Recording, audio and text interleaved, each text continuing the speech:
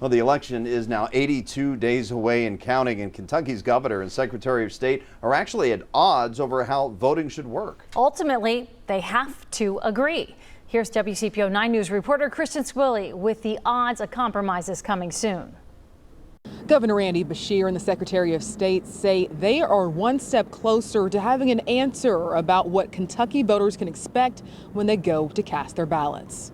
I believe that we can come to a good resolution. Kentucky Governor Andy Beshear wants everyone in the Commonwealth to have access to no excuse absentee voting. Secretary of State Michael Adams is pushing back.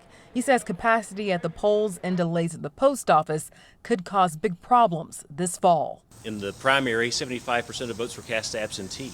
You can handle that when you have 29% turnout, as we did in the primary, but if you have 70 or 75% turnout like we expect in November, the system will crash. Adams' draft of a preliminary voting plan has been submitted to Beshear. This time around, the Secretary of State says he scaled back plans for absentee voting, expanded early voting, and added polling locations to keep what he believes will be about 2 million ballots from creating a backup. I will say, I think he and I started a lot closer in negotiation in November, for November, than we started back in April for the June primary.